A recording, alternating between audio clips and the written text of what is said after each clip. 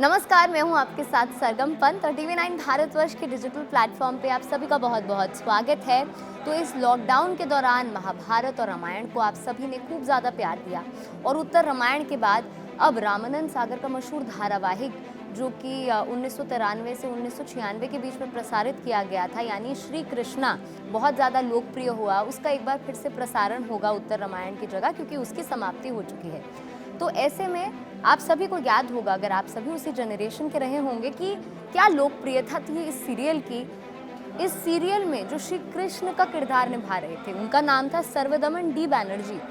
लोगों ने उन्हें इतना ज़्यादा प्यार दिया कि लोग उन्हें असल ज़िंदगी में भी पूजने लगे, लोग उन्हें प्रभु जी के नाम से पुकारने लगे।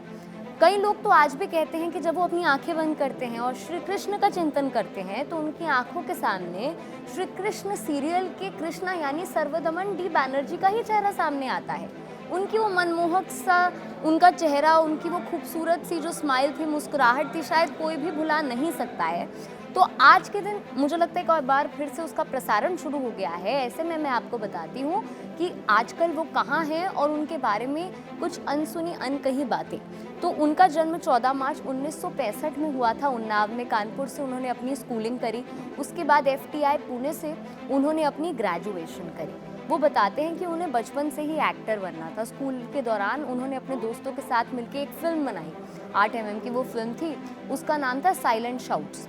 और उसी दौरान उन्हें मालूम हो गया कि उन्हें फिल्म मेकिंग से संबंधित कुछ करना है, यानी वो बनना तो एक्टर चाहते थे लेकिन पढ़ना फिल्म मेकिंग चाहते थे। और उनका ये सपना साकार हो गया जब FTI पुणे में वो सिलेक्ट हो गए। उसके साथ ही उन्होंने कई फिल्मों में काम किया, जिसमें हिंदी, बंगाली और तेलुगु फिल्में शुमार थी। अगर टेलीविज़न की बात करें तो श्री कृष्णा, जिससे उन्हें बहुत ज़्यादा पॉपुलैरिटी मिली, जय गंगा मैया, ओम नमः शिवाय। साथ ही में अगर फिल्मों की हम बात करें, तमाम आध्यात्मिक फिल्मों में उन्होंने कंट्रीब्यूट किया, जिसमें आदि शंकराचार्य 1983 में ये फिल्म आई थी। इस फिल्म को मैं आपको बता दूं, नेशनल अवार्ड मिला था फॉर बेस्ट फीचर फिल्म। उसी के साथ स्वामी विवेकानंदा में भी उन्होंने काम किया। आखिरी बार साल 2016 में धोनी द अनटोल्ड स्टोरी में उन्होंने धोनी के कोच, उसका नाम मैं बता दूं, चंचल भट्टाचार्य का किरदार निभाया था। तो बहुत समय बाद उन्हें लोगों ने बड़े पर्दे पे देखा था, लेकिन कुछ लोग उन्हें पहचान नहीं पाए थे। लेकिन आज मैं आप सभी को बता दूं कि वो चकाचौंध से बहुत ज़्यादा दूर हैं। उन्होंने एक अलग ही रास्ता अपना लिया। हालांकि वो बताते हैं, कई इंटरव्यूज़ में उन्होंने बताया कि उनके अंदर बचपन से ही आध्यात्मिक ऊर्जा थी, जिसे वो महसूस कर सकते थे। लेकिन श्री कृष्ण में एक्टिंग करने के बाद उन्होंने एक अलग ही रास्ता अपना लिया। आज वो उत्तराखंड के ऋषिकेश में रहते हैं, वहाँ एक मेडिटेशन सेंटर चलाते हैं और आध्यात्मिक जीवन से वो बहुत ज़्यादा जुड़े हैं।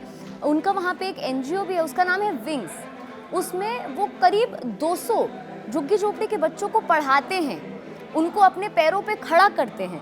तो इसी के साथ कुछ किस्से हैं, अनसुनी बातें हैं, उसके बारे में भी मैं आपको बता देती हूँ। जब 1993 में उन्होंने सीरियल किया था श्री कृष्ण, उस वक्त वो बताते हैं कि वो एक किरदार निभाना नहीं चाहते थे। रामानंद सागर ने कहा कि उन्हें उनका चेहरा देख के श्री कृष्ण ही याद आते हैं, पर उन्होंने कहा मेरे अंदर शिव ज़रूर दिख सकते हैं, पर मेरे अंदर कृष्णा नहीं दिख सकते आपको। इसीलिए उन्होंने रामानंद सागर से कहा कि आप मुझे 10 दिन का समय दें, मैं सोचूंगा और उसके बाद आपको बताऊंगा। उसी के बाद उनके साथ एक स्पिरिचुअल एनलाइटनमेंट हुआ, यानी उनके साथ एक मिरेकल हुआ, जिसके बारे में उन्होंने एक इंटरव्यू में बताया। उन्होंने बोला कि वो ऑटो में थे और ऑटो में वो डायरेक्टर बासु भट्टाचार्य के घर जा रहे थे। उसी दौरान उन्हें ऑटो से समुद्र नजर आ रहा था, बहुत ही खूबसूरत समुद्र था, और एकदम से समुद्र के ऊपर उन्हें भगवान श्री कृष्ण नजर आए। उन्होंने अपने मन में कुछ दिनों पहले ये कहा था कि श्री कृष्ण, अगर आप चाहते हैं कि मैं ये किरदार निभाऊं तो आप मुझे कुछ संकेत दे देना। और शायद उस दिन उनको वो संकेत ही मिला था। जैसे उन्होंने वो दृश्य देखा तो वो बेहोश हो गए। और ऐसे में वो बताते हैं कि जैसे ही वो होश में आए, 8वां दिन था वो, तो उन्होंने ऑटो चालक से कहा कि आप मुझे रामानंद सागर के घर ले जाओ, और वहीं से उनके सफ़र की शुरुआत हुई। और उसके बाद तो जो कुछ हुआ आप सभी जानते हैं। उसी के बाद एक इंटरव्यू में उन्होंने एक बड़ी ही दिलचस्प बात बताई। लोगों ने कहा कि आपने एक्टिंग क्यों छोड़ दी, तो उन्होंने बड़े ही हंसते मुस्कुराते हुए कहा कि मैंने एक्टिंग छोड़ी, एक्टिंग ने मुझे छोड़ दिया, ये मैं नहीं जानता।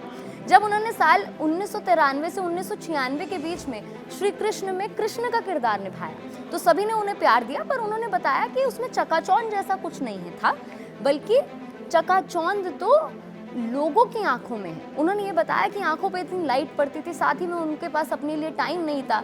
उन्होंने एक और बात बताई स्पिरिचुअल एनलाइटमेंट की, कि कई बार उनके साथ कुछ ऐसी दिव्य चीज़ें हुई, यानी शूटिंग करने से पहले वो मेडिटेशन करते थे और जब भी वो मेडिटेशन करते थे तो स्टूडियो की लाइट्स चली जाती थी।